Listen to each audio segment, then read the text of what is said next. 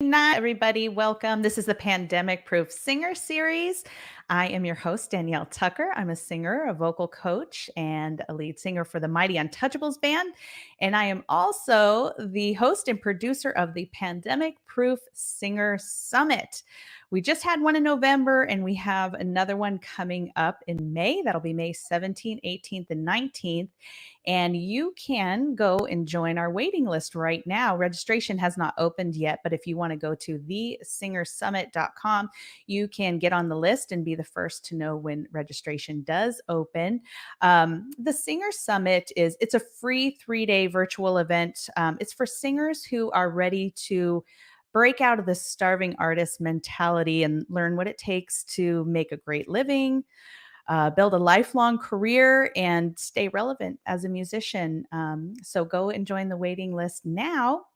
Also, I wanted to give a little bit of information to our indie artists out there. I'd like to know, have you set your 2021 music career goals yet? And is releasing an album or an EP or a single part of those goals? And if it is, I have a workshop that I highly, highly recommend to you.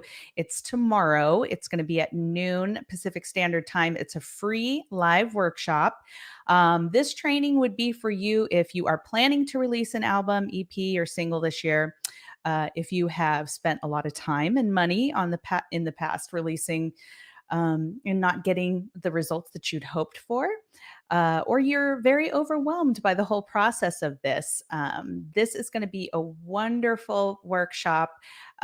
Bree Noble is going to be instructing, and it's going to be great because everything she does is great. And right now, I am going to put the link to that in the chat. So you can go and check it out, sign up for that. But on to our show, the Pandemic Proof Singer Series. What is this? This is a show for singers, about singers. We're talking about moving forward in the midst of a pandemic and industry shutdown. It's about community. It's about lifting each other up, inspiring one another, and just doing hard things together. And with that said, I want to introduce to you my amazing guest that I have tonight. I am so excited that she is here. I have Brianna Ruelas, and Brianna is a Dallas-based strategy consultant, reality TV music coach, online course creator, podcast co-host, and best-selling author to Make Reality TV Your Reality.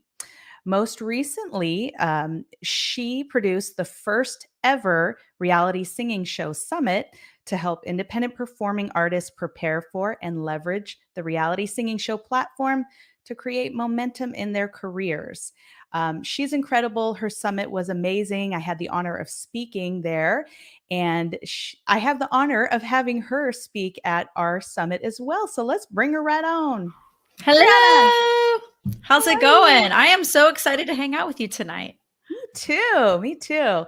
You and I met while I was in the planning phases of my summit, and we clicked right away. I knew instantly that I just liked you so much. And unfortunately, my lineup was already like completely Oh my solid, gosh. so I missed you the first time around. But this time you were one of the first people that I asked to speak at the summit. So you're so sweet. I love you. Yeah, no, I'm telling you, I saw your summit, and I literally thought to myself, oh, this is amazing. Like I did. I was like, I have to know who this girl is. Like I have to know who she is. And I was so excited to connect with you and have you speak at my summit back in February, which where are we at now? April, February, March. It's been a couple of months. We were previously talking about how post summit. Yes. We talked about post summit blues, but I was like, I literally feel like a huge truck hit me in the face and like laid me out. It was kind of it's just been a really interesting experience post, but man, it was a lot of fun. And it was a great experience, but also so rewarding. Oh my God. And I know that you probably feel the same way. I'm so excited about yours next month. Yeah. No, I know exactly how you feel. It took me forever to recover from it. And, it was not a bad thing, but it's just, it's such a huge undertaking, and you pour all your time and energy and just all of your imagination and creativity into it. And it goes by in a flash. And then after that, you just are kind of left in exhaustion. And my brain didn't function properly for like a couple months after that. And I Yeah. said, I don't know if you said this, but I was like, well, that was one and done. I'm not going to be doing that again, but it was super cool. It was wonderful. But then it hit me one day and I'm like, of course I'm doing another one. Of course. Oh, that's so funny. No, I mean, I think the following week I was already setting the date for 2022. Like I was in. Like I mean, it for me it was that realization that holy cow, like the response was so amazing, like Mhm. from the people who participated, the speakers, but then the attendees, like the types of responses that I got. I mean, I literally had responses that next weekend saying, Brianna, your summit helped me so much. I literally booked, this came from several people. I got on a show. Like your summit gave me the confidence to go through the interview process in such a way that I got cast, and I was like, Aw. that's killer. That's exactly what I wanted to give people, is ultimately empowering them to make the decision whether it's them or it's not. Cause we all know reality singing shows are not for everyone. Mhm. Or if they think that it is for them, giving them the knowledge to prepare in a way that's super powerful so that they can give themselves the best chance possible to actually get on the show. Yeah. Yeah, incredible. No, your summit, it was amazing. And one of my favorite things about your summit too was that it was all live. Mine in November had been pre-recorded just because I felt like that was a safer move, for technology reasons and everything. Then I attended yours, and the energy and the engagement was just uh there's just nothing like it. And so this time around we're going all live. Yes. Yeah. I'll tell you, you got to get one of these. You got to get, and I'm wearing a necklace of it too. It's selenite. Have you heard of selenite? No. This is a selenite stick. And Suze Polinsky from the Rockstar Advocate is the one who turned me on to this stuff. Look, I will take every bit of like spiritual universal love that I can get. And apparently, selenite is really great with technology. Like it clears out the space so that your technology can run smoothly.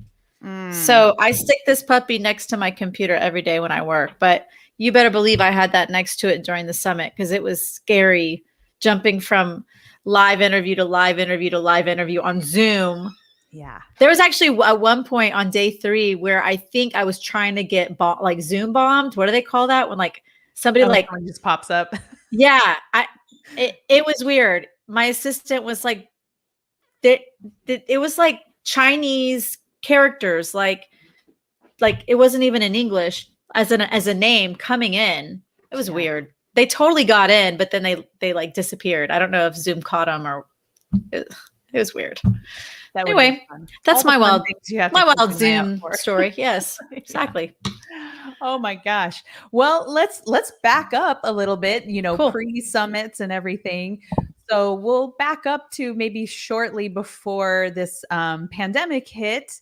Tell me what you had going on career-wise, and how did the pandemic impact you when it hit, and quarantine and everything, and what's that transition been like for you? Yes. So let's see. Basically, what happened was January came. I was super excited about the new year. And then about 2 weeks later, I got very sick. Ah. And I was sick for about 3 weeks. My husband swears I had COVID because of, Mhm. I mean, we look back and we're like, maybe I did. And then, so then I started kind of coming back to life in February, but then February was like the worst month ever. So literally at the end of February, I remember posting a video. I have it on YouTube, and it's something like how to snap out of that February funk, like three top tips for snapping out of that February funk, right? Okay. And I had been talking to all these people about how crappy February of 2020 was, like horrible. Like I can't even tell you how many people I talked to was like, what is up with February? This month has completely sucked, blah, blah, blah. I'm like, you know what? That's it. Let's turn this stuff around. Like, we got to turn this around. So like I did this like motivational, like 3 tips, like give, February the finger, I mean, I didn't say that, but you know what I mean, right? Yeah. So I'm like pumping myself. I'm like, I got this. And then a few weeks later, we all got shut down, so it was pretty wild. I have 3 kids. We've talked about this. We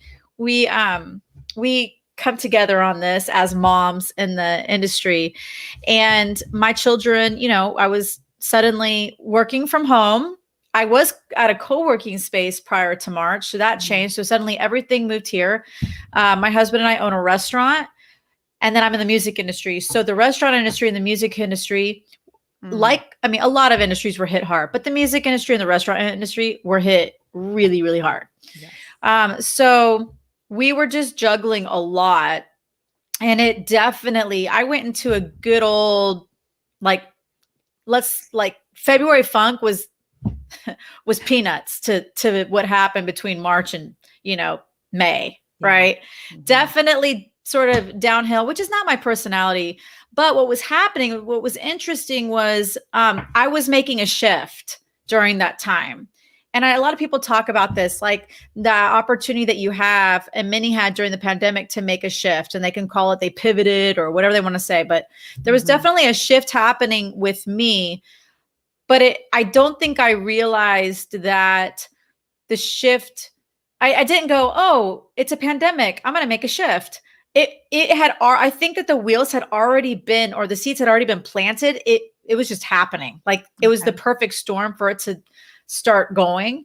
And that is when I made the 100% complete shift to change my complete branding as a coach. Mm-hmm. So I was a performing artist consultant. I always have done strategy. So strategy is like my number one strength. It's the number one thing I help clients with when it comes to plans of action and vision work, and really just strategizing, everything from music releases to social media plans to ultimately what the heck are you trying to achieve in the next 6 months or next year or whatever it is. And then I'm so stinking meticulous and organized. It's just how my brain works. We will go and back it up and lay out your whole plan for the next 3 months, 6 months, whatever it is, to make sure you're getting to where you want to go. Because so many people, they don't do it. They just say, oh yeah, that would be nice. I want it by next December, I want to be here. Yeah. But then they don't map out the road map, or they don't map out the plan to get them there. Right. Mm-hmm. So that's what I do with my clients and what I do for myself. But there's something inside of me that I get real passionate about, because a lot of my clients, they're indie artists, and a lot of them go on to these reality singing shows.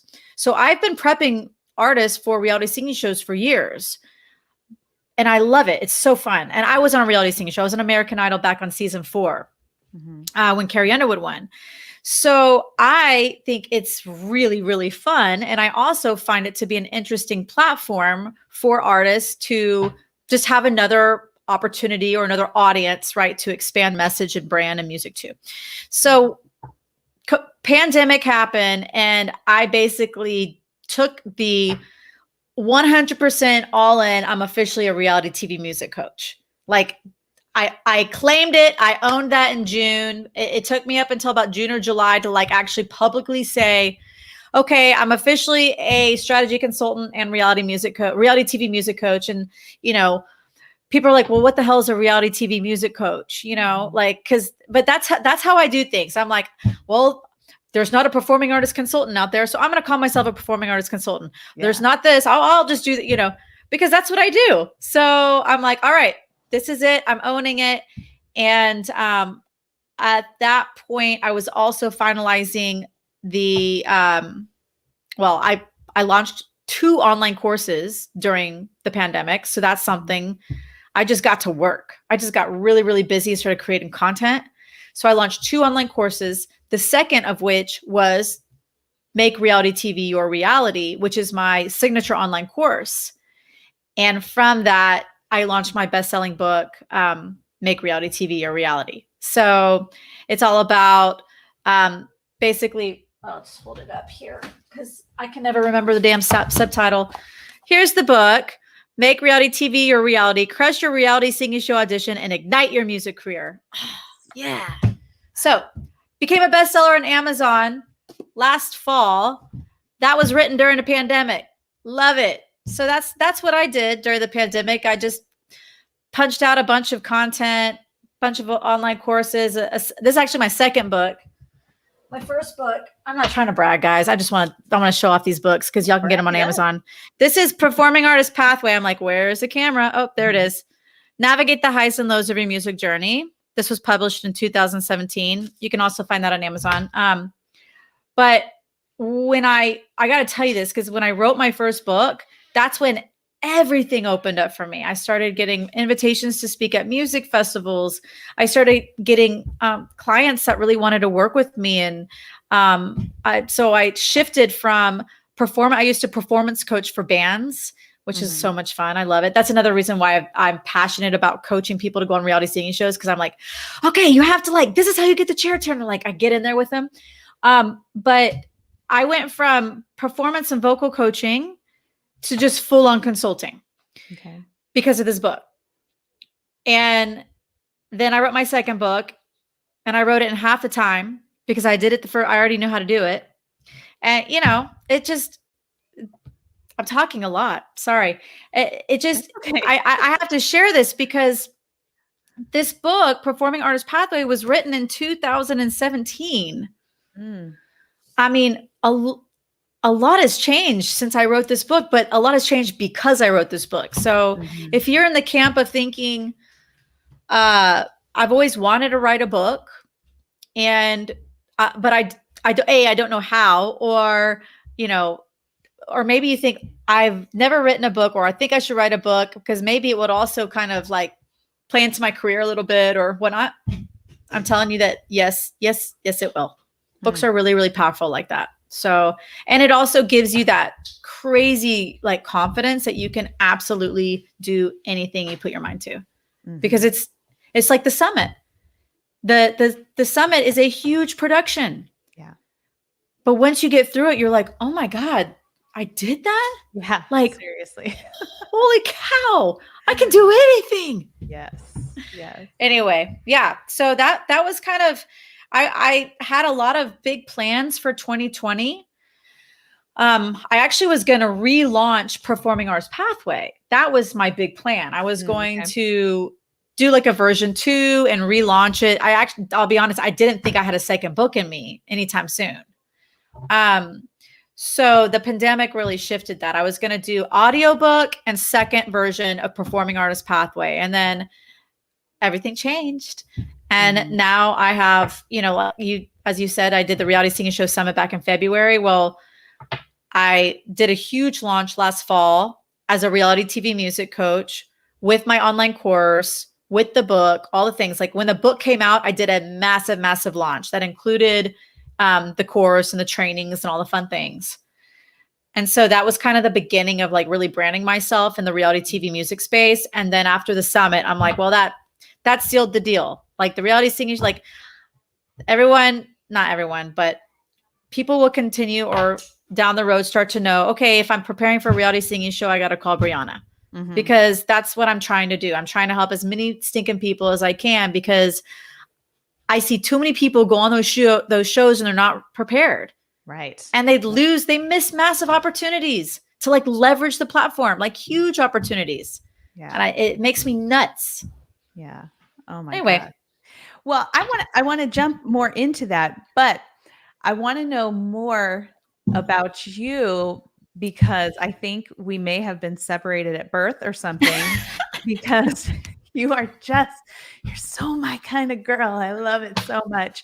You mentioned that your strength is strategy, which I love. And I was curious to know, I can't remember if I've asked you this before, but have you done the Clifton Strengths Assessment? Yes. Okay. Oh, yes. We're about to nerd out here big time. What are your top 5 strengths? Okay. So my 5 strengths are number 1, strategic. Okay. Number 2, I'm a learner. which you're probably a learner too. I am. Number 3, I'm an achiever. 4 is positivity. And 5 is a maximizer. Wow. And I talk about, and I use that word maximize in a lot of my stuff because it's literally what I do. I literally look at every single situation and I'm like, how can we squeeze the most juice out of this? How can we like pull this out? How can we go on a reality singing show and make the absolute most, maximize and leverage the snot out of it? Mm-hmm. And that's totally how I coach. So it's really, really funny. But the achiever part always kind of made me feel like, am I really?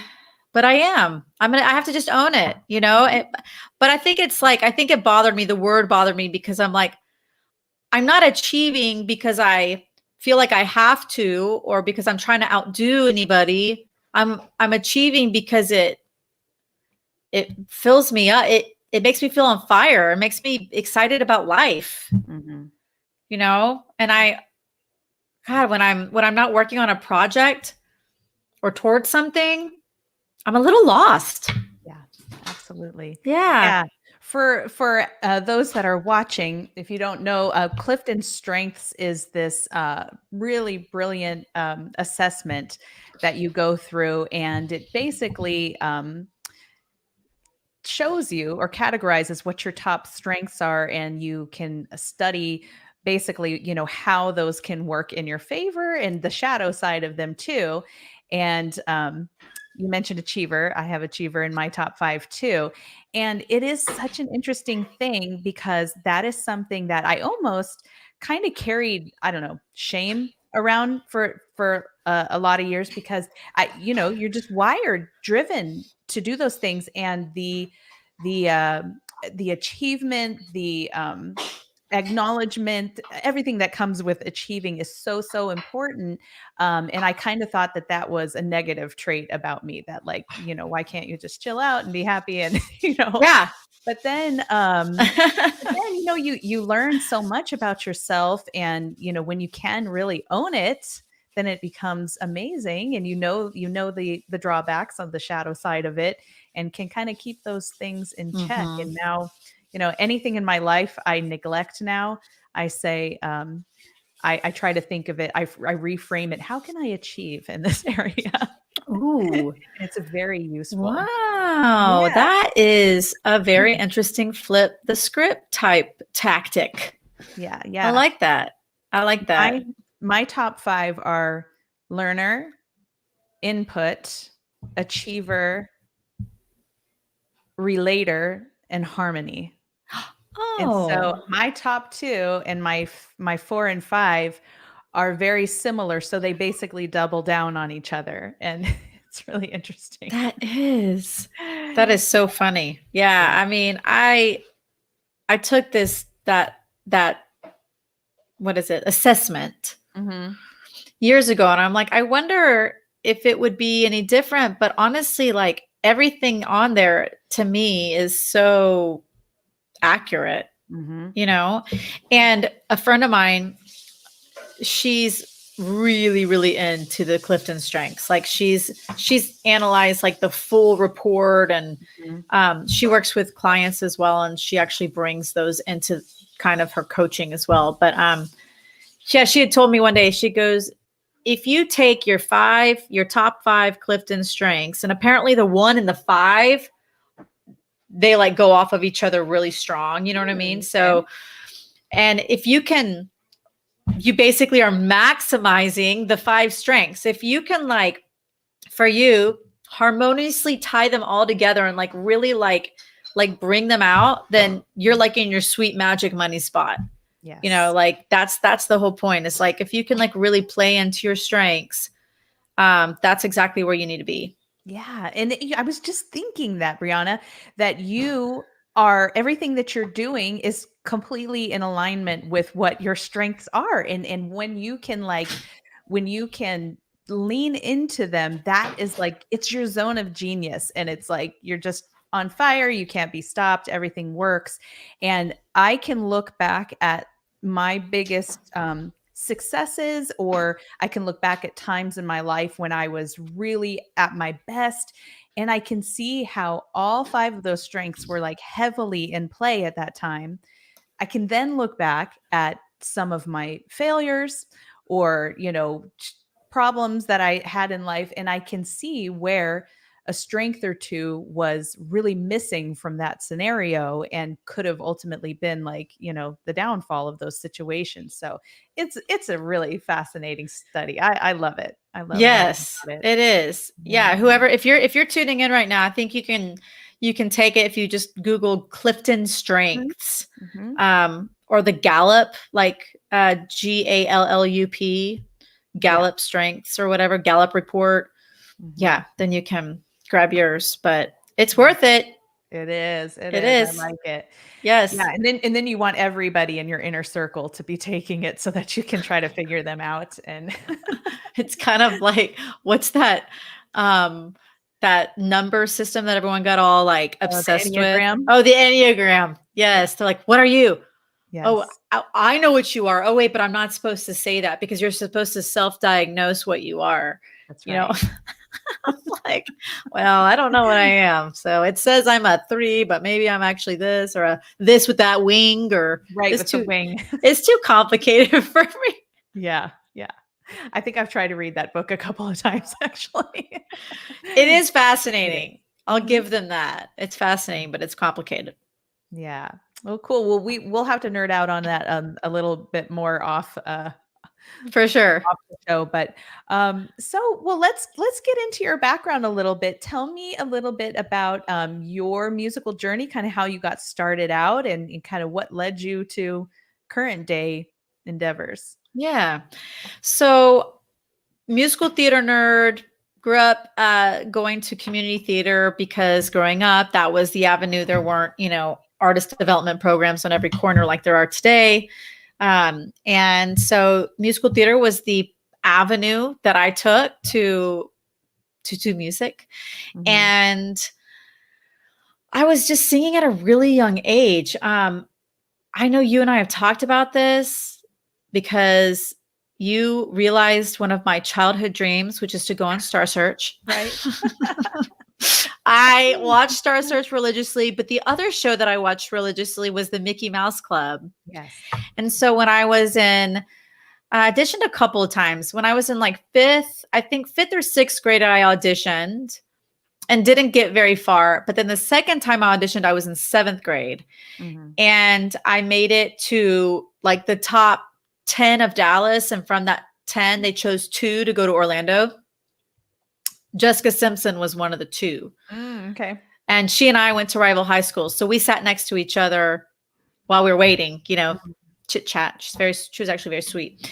But I was seventh grade. Like I was Mhm. too old. They were, I think I was 13 at that point. I think they were looking for like between 10 at the youngest, but they were looking for like 11 and 12-year olds, Yeah. at that point. But, you know, I was always looking for opportunities like that. And it wasn't necessarily that I wanted to be famous. It was just, I love to sing and I just wanted an opportunity to do fun things as it related to music and singing. Yeah. So I continued to do musical theater. I graduated from high school, went to Pepperdine University, did musical theater at Pepperdine, lived in LA for 10 years. My oldest daughter, who's now 15, was born in LA. And when she was 2, my husband and I relocated back to my hometown of Dallas, Texas. So, but my husband's family is still in Thousand Oaks, LA Mhm. area, and all my best friends from like my 2 best friends from college are in LA/Anaheim area. So we go back often. Mhm. And but after Pepperdine, I got burnt out of musical theater. Knew that singing was my first love, and I actually took a little break and partied a little too hard for about a year and a half, and completely lost sight of like everything that I was ever out in LA to do in the first place, which is, Yeah. I think it happens to a lot of people. I call That it happens. I It call it happens. lost in la la land. I literally was Mhm. waiting tables because, I had to give myself an opportunity to audition. I was doing commercial and radio voiceovers. I actually got an agent. Like, I got a really good agent, but Mhm. I totally pissed away the opportunity, Yeah. which is unfortunate, but you live and you learn. So I was making myself available to audition for VO while waiting tables. But every single day after waiting tables, we were on the beach, we were in Malibu. So I would just go get a pina colada at the bar and go sit, on the patio watching the Pacific. This happened every day for a year. I'm not lying. I tell people that the year that I graduated college, I was inebriated for an entire year, like I can relate to that. Yes. drunk for a year. Yeah. But thankfully, I had a wake up call. I tell people this all the time. I had a wake up call. Thank God. I'm so thankful for that. And I started getting back on the right path. And at the time, American Idol was starting to take off. And I auditioned for American Idol about 3 different times before I finally got my golden ticket. Mhm. And I made it to like top 100 of American Idol. And then royally screwed up, but that's a whole other story. You can get my book if you want to read that story. And after that, I was depressed, like most people, because I actually believe, like I tell people, I believe that was my last shot, like Mhm. like American Idol. This is my last. Like I was 22, maybe 22, 23 years old. I'm not 21 anymore, so I'm washed up in the music industry. I'm not young anymore, and this is my last shot, and I blew it, right? So I was super depressed, and I thought, well, I'm done. Music's not for me. I guess I'm never going to get another shot. And then shortly after that, I got pregnant with my first daughter. So then I really thought that I had lost my opportunity. Like, well, now I lost my opportunity in American Idol, and I'm pregnant with my first daughter. Like, there's no way that why would anybody want to watch like a mom perform? A mom, like that's not cool or sexy. So I believe that stupid lie for a while, and then again in Vegas after the baby's born, my husband's like, Brianna, if you don't do music and start performing, start singing, start songwriting again, like you need to be doing music. And if you don't do it, you're going to make yourself crazy. And you're also going to make me crazy as well. And I had been super depressed and I didn't know why, and I realized, oh, it's because music is my lifeline. Yeah. And I thought I didn't need it. I didn't realize how absolutely important music was to my, to how I navigated life and lived, like that connection is just, so many people take it for granted. They underestimate how powerful it is. So I started gigging around town. I formed a band. I was at the House of Blues at least maybe 3 months later. Like I just got it together. I'm like, you know what? Let's go. So formed a band, started gigging around town. And then 3 babies later, I was like, okay, that was fun. Like, I would rather be coaching right now. So I still songwrite. I'm actually going to be going back in studio this year. I'm going to be releasing a single. My first original single. I've been songwriting for years, but I've never put out original music. I've got several covers that you can catch on iTunes, Spotify, and our Brianna Ruelas. And they're actually really great covers. I have a really cool bossa nova twist on Gnarls Barkley's Crazy. That's pretty fun. But I've never put out original music. So I'm like, you know what? Bucket list item. It's happening. That was supposed to happen in 2020 as well. So that didn't happen, but it's going to happen in 2021. So yeah, that's kind of that's the long story of the journey. And like, again, like one of the things I always tell people is like, I thought that Idol experience was my last shot, right? That was an end. And really that American Idol story is actually what marks the beginning in a way, because it's the beginning of me creating this whole brand and career for myself that I thought that was a lousy experience. I totally royally screwed it up, all the things, right? And then it turns out to be like a defining point of my life where I learned so much that now I'm able to take what I learned and empower others to have different experiences. So it's really fun. Yeah, yeah. So let's get more into that. Tell me, in your practice with coaching singers through this, what do you feel are the biggest misperceptions that they come to you with? Like, obviously, one of them is that all your eggs are in that basket. That's the end all, be all. Yes. Yes. So one of them would be that they think that like this is my last shot, because ultimately I always tell artists like this is simply an opportunity. That's all it is. It's an Mhm. opportunity. Excuse me. It's an opportunity. And should you get on the show and get some television time, it's a really good opportunity because then you're actually putting your brand, your music, your message, your heart, your light, like into homes, millions of homes, where people can discover you for the first time. And you better be ready for that. Like that Mhm. to me, that's the goal. The goal is not necessarily to win the show. The goal is just to get as much TV on camera time as possible. Meanwhile, networking, making connections, experiencing it, it to its fullest, right? Like I say, I always say, squeeze the most juice you can out of that experience. Yeah. Um, so yeah, that's definitely a misconception. I think another misconception is I like to put it this way.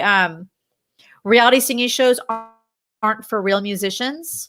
I feel like that's a misconception Okay. because I think sometimes reality singing shows can get like a bad rap, like because they feel people think they're scripted, fake. Um, People think that the producers and the editors are just trying to make them look like jerks or whatever, right? Mhm. Now, I knew the editor of American Idol. He's a good friend of mine. He was on the show for 14 seasons, 12 seasons. I don't know. I have to look at my book. I actually interviewed him. But like, ultimately, if you're a jerk, then you're going to come across as a jerk on television. Yeah. But if you're humble and kind, like they're not going to just like suddenly make you into the jerk. Like they're going to amplify what you bring to them. Right. So, and they're also, if their show doesn't look good, like that doesn't bode well for them. Right. So ultimately they want singers to succeed on their show because that's a good look for them. Mhm. Um, and as far as like the whole real musicians statement, I think I think it's more of a mindset thing. I think that among peers and among community like of musicians and artists, I think that some people could care less what other musicians and artists think about them or what they're doing. Mhm. But a lot of artists are like, yeah, but what will they think about me? Like, will they take me seriously? Will Mhm. they take me seriously? Think about the guy who's been gigging, one of my clients, his name is Joe James. He lives in Austin. He's been performing. He has several EPs. He just released his third EP. He's excellent. Okay. He's so good. He's been performing all around Austin for years. And before that in Southern California. He Austin is pretty when it comes to, the musician and artist community there, they're pretty tight knit, but they're also like they're pretty proud. Yeah.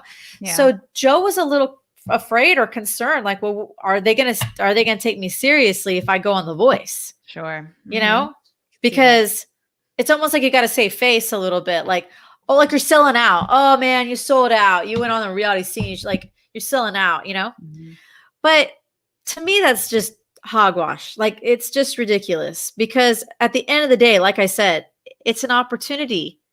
That's all it is. And if your goal is to get your music in front of as many people as you possibly can, Yeah. and you get an opportunity to go on a show where you could potentially get it in front of millions of people, why wouldn't you do that? Like Yeah. to me, because the thing is, no one's trying to make you be anything you're not. But that's up to you, right? That's up to the artist to prepare in advance the narrative that they want that show to spin, Mhm. who they are as an artist, knowing that very, very clearly before they even walk through the audition doors. Mhm. Their story, right? That's part of that narrative that I'm talking about. Like there's all of these little components that are really instrumental to a positive experience, but it requires that pre-work, and it requires really understanding, okay, how am I going to best prepare so that I can be who I am, like authentically on that show, Mhm. and be presented appropriately, like in the right light, Yeah, definitely. Yeah, you know what? Let's break that down a little bit more, because I know that was a strong theme and common thread throughout your summit, that a lot of the speakers talked about, that one of the most important, preparing that you can do for the show is really having a good solid idea of, who you are as an artist, who you are as a person, and how to kind of come across authentically. Um, what do you say to somebody who is so young and so new in the business? I mean, as artists, it's a lifelong journey trying to figure yourself out. Yeah. How does someone so young um, pull those concepts together? Hmm. Yeah, no, I mean, I think that's a great question. I know one of the things that I share is that when I was doing the show, I had no idea who I was as an artist. All I knew was that I liked to sing. I Mhm. loved to sing. I was straight off the musical theater boat.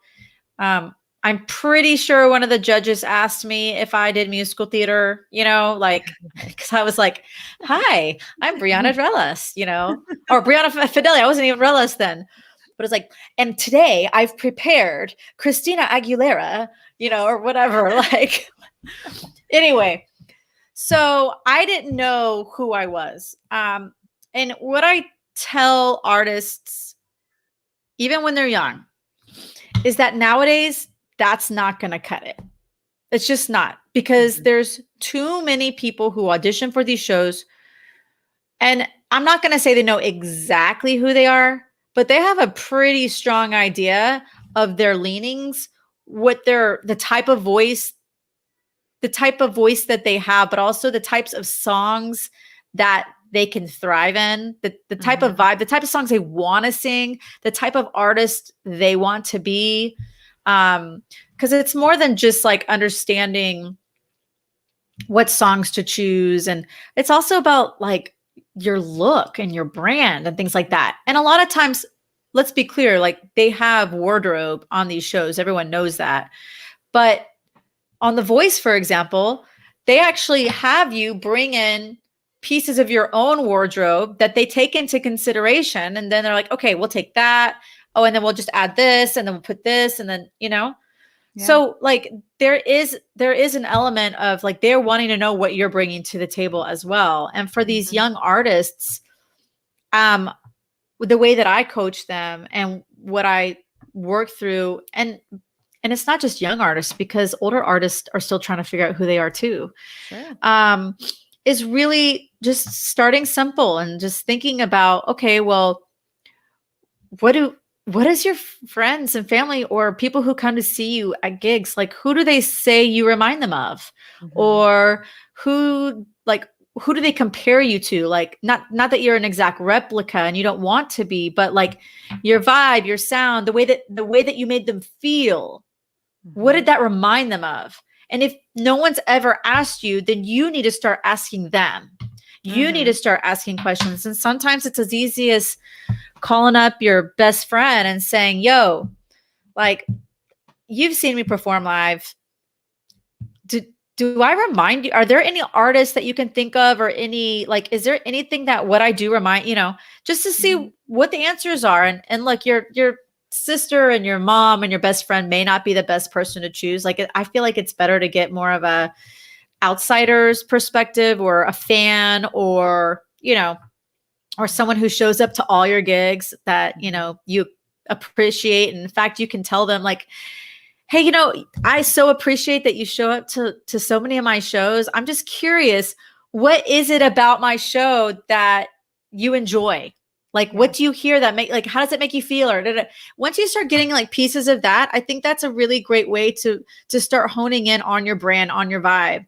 Mhm. And for young artists who don't have these opportunities to be gigging out and doing things like that, I just have them start with, when you're writing music or when you're listening to music, if you had fans, who else would your fans be listening to? You Right. know, who Yeah. else would they be gravitating towards? And do some brand modeling. Mhm. Yeah, I mean, Yeah. obviously we don't need another Adele or, like I love, love, love, love singing Adele, but I Mhm. am not Adele, nor do we need another Adele. Like she's Adele. Yeah. Yeah. But, it's like people ask me what my vibe is, and it's like it took me forever to figure that out. So Mhm. yeah, it's definitely hard, but at the end of the day, whatever you choose, like whatever direction it is, like just be confident in it and own it and keep it consistent. Like don't walk in and say I'm country and then the next week suddenly you're like, "Oh, you know what? I'm pop. I'm not country, I'm pop." And then the next week Mhm. it's like, "Oh, maybe I'm country, Nashville country." Cuz that's kind of poppy now anyway. Like like Yeah. like just the consistency piece is really important. Yeah, I can see that, that's probably got to be, um, really, really tough for young singers who haven't figured any of that out, who kind of sing whatever genre, because there's so many of us out there that we just want the opportunities to sing. Any platform that we can get is great. We'll do anything for it. And I can see if you're in that mind frame and you do get on one of these shows, that you could be walking into it saying, you guys tell me what I am. You Yeah. tell me what I you can think sing I the should phone book. sing. Yeah, I'll sing whatever you want me to. Just, help me figure all of that out. But yeah, it just seems like it is such a good practice, no matter how, young you are, no matter how old you are, to start identifying those things. It's just a good, life exercise to do that in general, to Yeah.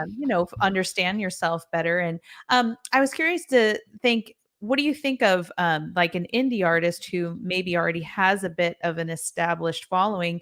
Don't you think that they can look at their audience and find some of those attributes just in the collective of their audience? You could see a lot of, people are gravitating to you for a reason. So you might look at your audience and be like, wow, everybody here seems to be into skateboarding or something, or they kind of Sure. have that SoCal vibe to them, or they're, Surfer vibe or yeah, yeah. no, no, no. That's actually a really great point. Like, I'll reference Joe one more time, but so, and this is an example just because, Joe, when we first started working together, I want to say he was probably like 30 and he had already released several EPs, but he had never really done the groundwork of establishing these like foundational pieces, like these marketing strategies that really are foundations for your music career. If you want something sustainable, right? So I was Mhm. taking him through these exercises and we were just drilling down on who his fans are and who they are. I'm like, well, can you describe who they are? And he's like, I've never even thought about that. And I'm thinking, you, you have 2 EPs out and you're gigging every single weekend. Like, how could you have not, you know what I mean? But so many artists don't take the time to like really drill down on their brand, Mhm. what makes up their brand and their messaging, and then identifying their ideal fan. So this is so crazy. So he is like soul blues, kind of like Motown funk, soul blues type guy, right? Mhm. Um, he says that his audience is he feels like he has more of like the Facebook crowd, like uh ages between like the moms and dads or like the empty nesters, like Okay. ages between 35 to 55 or 60 years old, travelers, wine drinkers, and like nice scotch. Like people at his gigs like to order like a nice, scotch or whatever. Right. Oh, and he said white. He goes, Yeah. a bunch of white dudes who want to listen to soul and Motown music drinking scotch. Got it. Yeah. Like, Yeah. uh, okay, can you please get them on your email list so that they can start buying your merch and Mhm. everything else that you're doing for your Patreon? Like, if you're telling me that that's your demo, Mhm. like, you have true music supporters who actually have expendable income, who they show up at all your shows and they want to support you. Like, Can you Yeah. please put together a GoFundMe for your next project? Right. You know? But Yeah. Yeah. if he would have never done that legwork to identify who they are, he would have never been able to invite them to be a part of his journey in a bigger way. Mm-hmm. Mm-hmm. You know, it's Yeah. like, and that was a huge shift for him because he had never looked at it that way. He didn't want to bug them or he didn't want to ask them for things. But Mm-hmm. what so many artists don't understand is like, no, they're there for a reason. They want to see you succeed.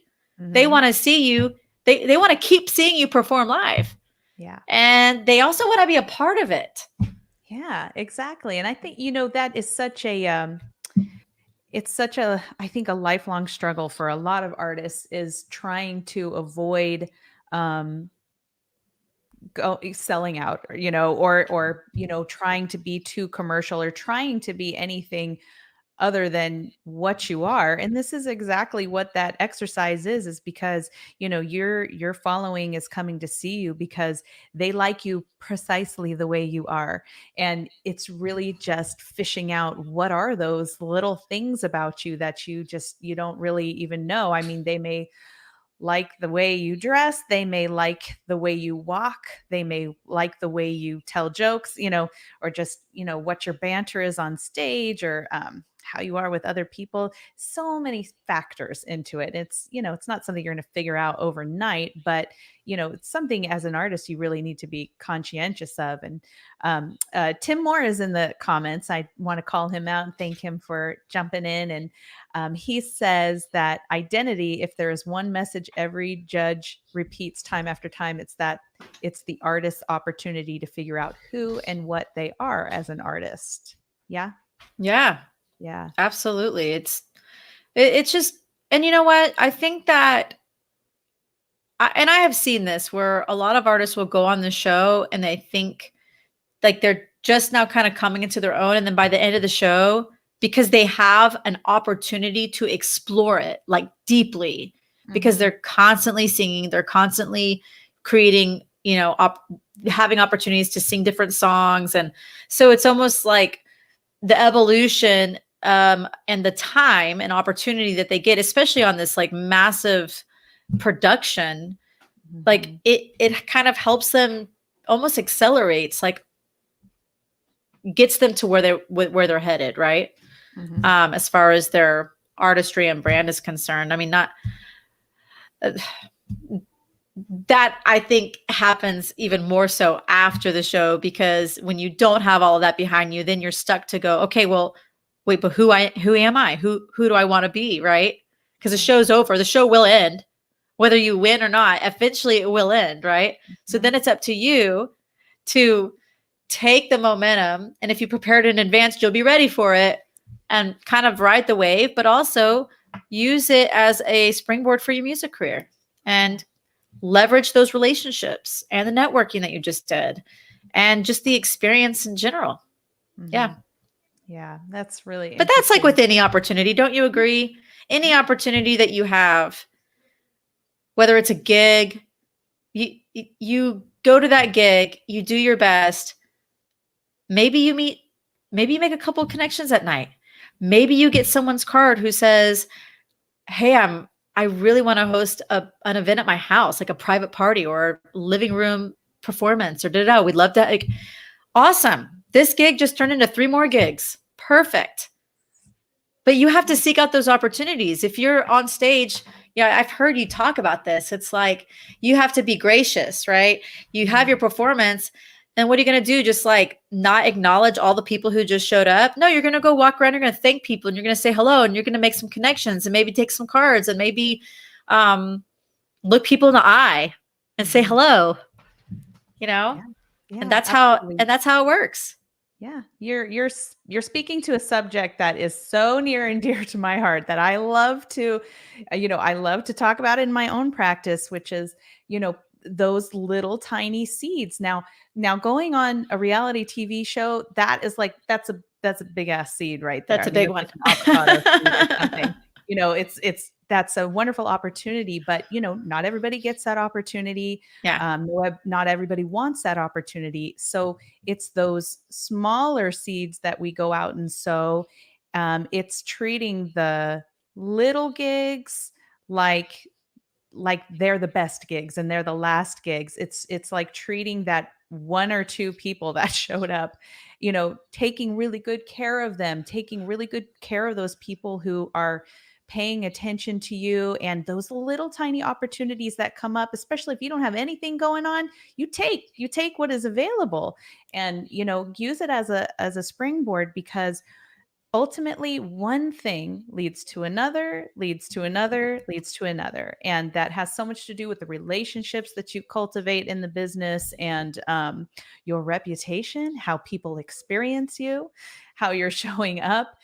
It means so much, and I'm living proof of it. I look back at my own career, and I can see those little tiny opportunities that I took advantage of, and then I can see the timeline of relationships that formed out of it. So, yes. Amazing, right? Yeah, it really, really I always is. say that. One to here, to here, to here, to here, to here. Wherever it's taking you, it's taking you somewhere. Yeah. But you Yeah. gotta look for them. You gotta keep your eyes open, right? They're all around you. I think a lot of people, they're just not, they're not being aware, Indeed. right? Like you're getting signs all the time. Right. Yeah, and a little example of this is, I do lots of little side gigs. It's just, part of my business. And I took a gig doing a memorial service not that long ago. And it was a small little gathering, safely distanced and all of that. But it wasn't some like big sold out 1,000 people, out in the crowd type thing. It was something small, but I showed up there with my whole heart into it, knowing that, I may sing here and never see these people again for as long as I live, but that's okay. Showed up, did my thing. But I happened to meet one of the administrative people on my way out that books bands and books acts to come in and entertain for, the venue that I was at. And it's just, you just have to keep your eyes open for those opportunities, because they're all around you. They're all around you if you just keep your eyes open. And your mouth open. You Yeah. gotta talk. You gotta open your mouth and say something, Yes. Yes. right? So true. Yeah. Yeah. Oh man, I love the work that you're doing. I am going to post one more time here in the comments your links. I'm going to link to your website because I know Yeah. everything you have to offer is up there. You've got a bestseller on Amazon that everybody can check out if this is, something you want more information on. And if you have the opportunity to work with Brianna, she's a wonderful person and somebody you definitely want to get to know. Besides going to your website, where do you hang out in social media most?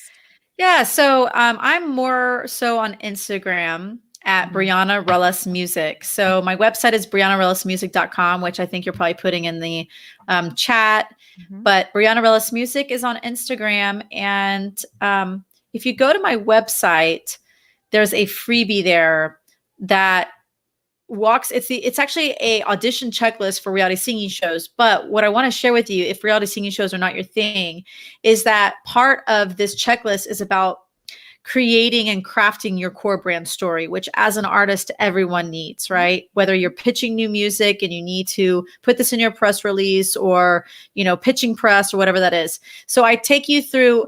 I actually, inside my online course, have more of a like 6 or 7 part question system to craft your core brand story. But I have 4 questions outlined inside this printable, which will at least get you started, right? Because mhm. ultimately you're trying to create a consistent, compelling core brand story. And so inside that freebie, if you go to my website at briannaruelasmusic.com, you can grab that and get started on crafting yours, because it's really, really important. Yeah, it definitely is. Yeah. And I want to call out Chuck Phillips in the comments too. He says, "Amen, ladies, you are speaking the truth." And Chuck is a wonderful saxophone player, one of the top horn players here in Oh, San Diego. So he knows what he's talking about. He's had a long very successful career. And it's just, the proof is in the pudding with that stuff. Oh, But I love it. That's yeah, amazing. And I will say, I will put this bug in your ear, guys, if you're listening. June 7th through the 10th, I'm doing a free reality singing show boot camp. So it's literally going to be an hour each day. And I'm going to go through some of the top things that you can do to prepare for your reality singing show audition and experience. So that might be something you want to save the date for. Yeah, that's about it. And I very can't good. wait for Yeah. your summit next month. I cannot wait to speak at it. Yeah. I'm super pumped. Yeah. If you want to hear more from Brianna, she will be speaking at the summit. And what's great is that we're going to have a live Q&A session. So you can, jump on and ask the questions that you have and, get to know her process a little bit better. But thank you so much. Thank you so much for taking the time to do Yay! this. I know it's a little bit later in your area, but it's really been awesome getting to know you. I'm so, so glad that we connected. And I want to say one more thing just about you and how I love your communication style. When you first connected to me, you sent me some voice memos in my DMs, and which I thought was like awesome because I got to hear your voice. I got to hear like the excitement in your voice. And, not enough people do that because honestly, a lot of DMs that I get, I just, eh, I don't, it doesn't catch my attention that much. Right. But yours did. And I'm so glad that, that is, that you do that. Oh, well, I'm glad that you didn't just delete it. It could have just been massive spam. But no, I Yeah. actually I do. I love doing that. And I think sometimes it's just like this would be so much easier for me to just like Yeah. record and I do really believe that it's when you're communicating with your heart, right? It doesn't always translate via text. It Mhm. just doesn't. That's why picking up like this type of thing, either a Zoom conversation or just a telephone conversation, when you can connect the voice and the energy, and it's just, it translates so much better. And I knew I wanted to connect with you. I was really looking forward to getting to know you better. And I just, at that point, I was just really, really impressed with everything that you're doing with your summit. I was like, wow, this is awesome. Yeah. So thank you for obliging me and responding, because Yeah. I've really enjoyed getting to know you better. Absolutely. Well, I'm looking forward to all the things that we collaborate on in the future. I'm sure there will Me be many, many too. cool things. Yeah. And thanks for everybody who stopped in and watched tonight. Tim Moore, thank you so much for getting involved in the chat, and Chuck Phillips and everybody who watched. So check out Brianna's sites. And if you want to see her at the summit, you can go to thesingersummit.com and get on the waiting list. That'll be May 17, 18, and 19. So she'll be there. But I'll be back here next Wednesday at the same time. And my guest next week is Jeff Berkeley. He's incredible. He is so funny. So I'm a little bit worried about wearing like any eyeliner or anything like that because I cry when I laugh. So we're in for a treat. But thanks again. I'm going to let you get back to the rest of your night, and we'll say goodnight to everybody else. Thank you. Good Good night. night.